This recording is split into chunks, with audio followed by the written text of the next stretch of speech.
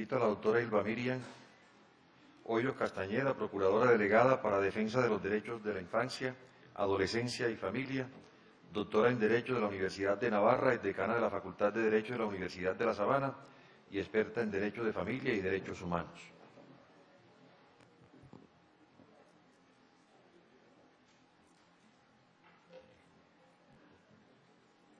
Agradezco a la Sala Plena de la Corte Constitucional la invitación para participar en condición de experta en esta audiencia pública. Debo, en honor a la verdad, aclarar que en esta ocasión no represento ni soy vocera de la Procuraduría General de la Nación en relación con los temas objeto de controversia constitucional. En la mañana del día de hoy ha hecho la intervención oficial la señora viceprocuradora. Tampoco pretendo rendir un dictamen pericial sobre puntos de derecho, porque ello sería inadmisible en un proceso judicial, sino más bien aportar algunas reflexiones en el debate académico y democrático convocado por esta corporación. Defenderé 5 tesis centrales respecto a las cuestiones disputadas, examinadas a partir de la sentencia C-577 de 2011 y de otros precedentes constitucionales. Primera tesis. La Corte Constitucional es competente para pronunciarse de fondo sobre las acciones de tutela acumuladas y proferir una sentencia de unificación que le permita precisar la manera de entender y aplicar los preceptos constitucionales relativos al matrimonio y a la forma como las parejas del mismo sexo pueden unirse mediante un vínculo jurídico, así como determinar el alcance de algunas de las subreglas y de los resuelves cuarto y quinto de la sentencia C-577 de 2011. Esa competencia, sin embargo, está limitada porque no puede invadir los aspectos esenciales de la institución matrimonial que el constituyente se reservó, ni reemplazar al legislador en la regulación del contrato que formaliza la unión de las parejas del mismo sexo, ni desconocer los precedentes jurisdiccionales que en sede de constitucionalidad ha proferido esta corporación. La relevancia jurídica y social de una institución constitutiva de familia hace urgente el pronunciamiento de la Corte Constitucional, no solo respecto a las acciones de tutela acumuladas, sino a la naturaleza del vínculo jurídico de las uniones de las parejas del mismo sexo formalizadas y solemnizadas, así como de aquellas que con posterioridad a la decisión de unificación se realicen en todo el país. Segunda tesis. Las notas de la heterosexualidad y de la procreación, que aquí han sido muy criticadas, que caracterizan constitucional y legalmente al matrimonio en Colombia, no deben entenderse como criterios sospechosos de una injusta discriminación a los derechos fundamentales de las personas o de las parejas con orientación homosexual,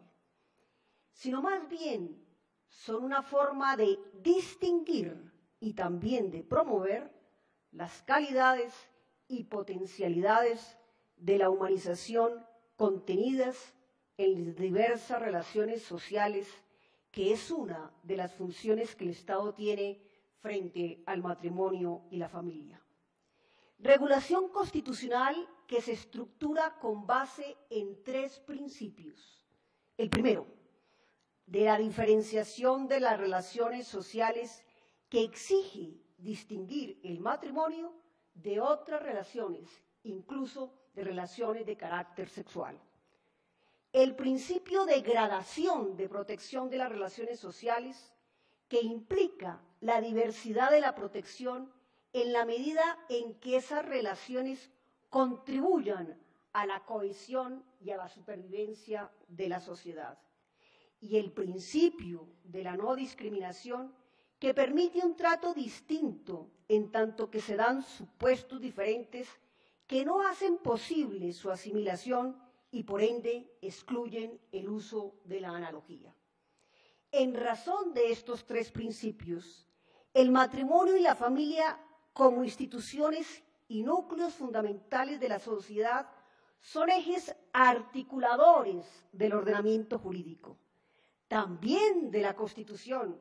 que se reserva sus notas esenciales como una manera de preservar la intención del constituyente sobre los bienes que el Estado debe promover y proteger. Matrimonio y familia no son solo vínculos de solidaridad, afecto y convivencia entre personas, sino vínculos naturales o jurídicos que unen a las personas en su corporeidad, entre un hombre y una mujer que se amplían en los vínculos de filiación y parentesco. Si uno analiza detenidamente el artículo 42, advierte no solamente el tema de la igualdad que aquí se resaltaba, sino también la referencia directa a una expresión que aquí no se ha mencionado, que es la constitucionalidad que le da el artículo al hijo, para hacer referencia a esas relaciones familiares, para hacer referencia a la filiación y al parentesco. El criterio que confiere al matrimonio el carácter de relación familiar es la generación y actualización entre los cónyuges de un vínculo de engendradores, pareja heterosexual, y engendrados los hijos.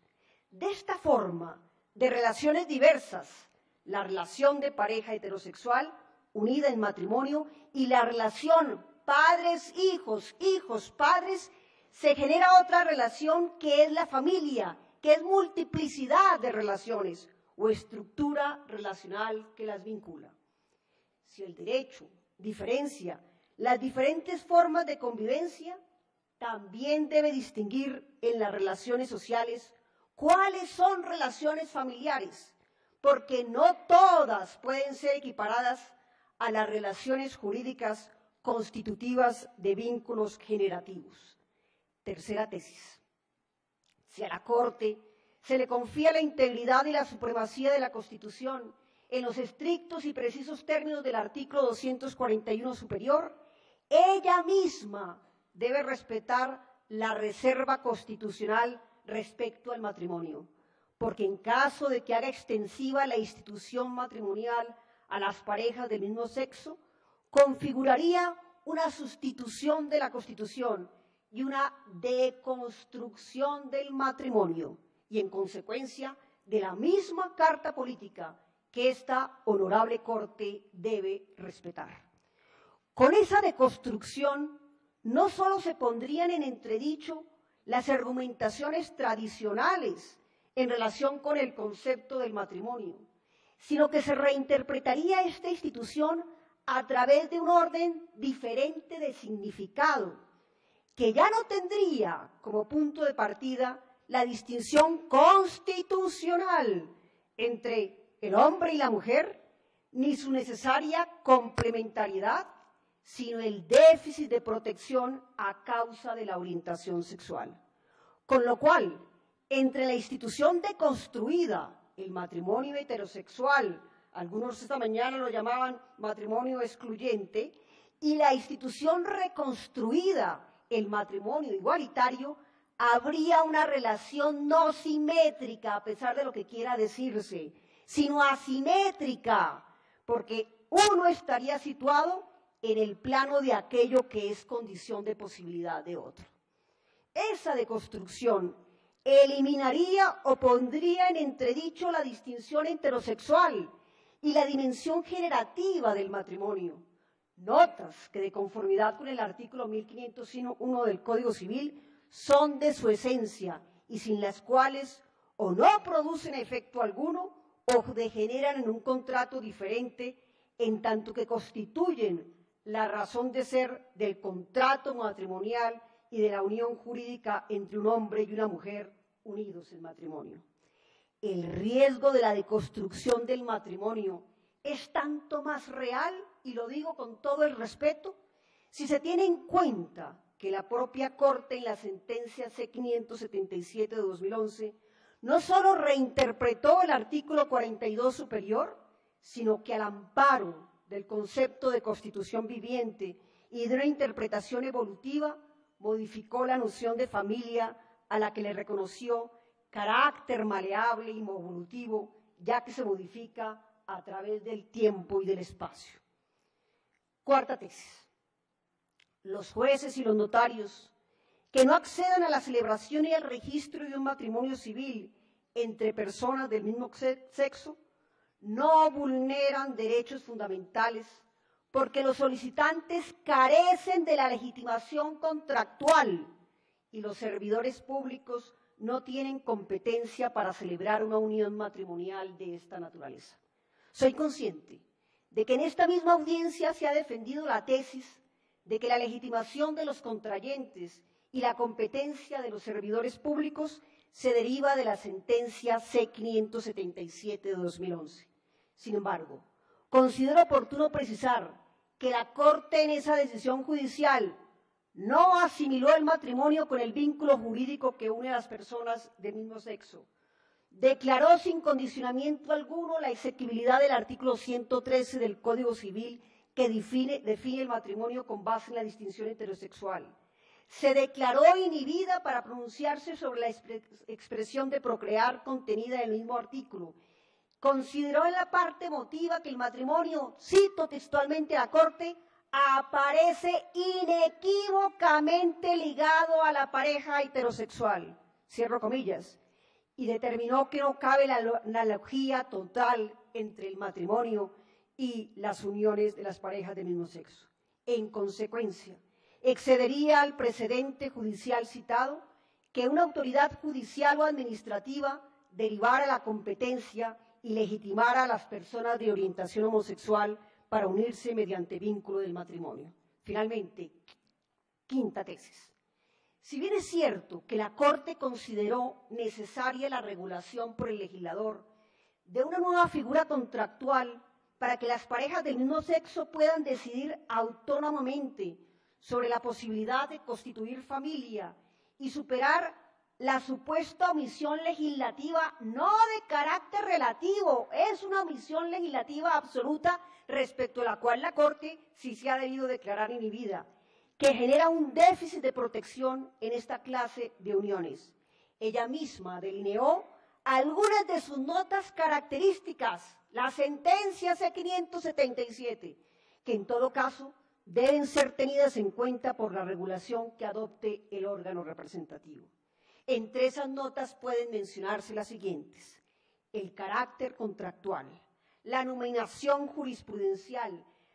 los sujetos del vínculo de la relación, la singularidad de la unión, la especificidad de los efectos jurídicos, la distinción con otras relaciones sexuales, entre ellas el matrimonio, la solemnidad y formalidad del contrato que da origen al vínculo y la determinación de los funcionarios competentes, jueces y notarios para su celebración. De esta forma, si es razonable afirmar que el matrimonio no es el único contrato que constituye familia, porque existe un contrato innominado legalmente, pero nominado jurisprudencialmente. ¿Por cuál decisión? Por la C-577 de 2011, que permite a las parejas del mismo sexo unirse mediante un vínculo jurídico y constituir familia. También resulta razonable afirmar que no se da el presupuesto para que jueces y notarios hagan uso de la analogía legis y así cumplir el resuelve quinto de la citada decisión judicial. Honorables magistrados, quedan así planteadas 5 tesis a manera de esbozo de algunas reflexiones sobre los problemas formulados por el magistrado ponente, con las que además he procurado, sin desconocer el carácter vinculante de las sentencias, reivindicar el derecho a disentir de las argumentaciones que las justifican, también de las que han sido proferidas por esta corporación sobre el matrimonio y la familia. Ese derecho al disenso forma parte del derecho a la verdad y del debate suscitado por las decisiones judiciales en una democracia constitucional. A ustedes, honorables magistrados, muchas gracias por permitirme participar, no en mi condición de procuradora delegada, sino de ciudadana y académica. Muchas gracias. Gracias, doctora Ilma Miriam. Entramos en una nueva etapa, ya la final. Ha sido prorrogado el tiempo de la televisión en 45 minutos, o sea que vamos a tener oportunidad de culminar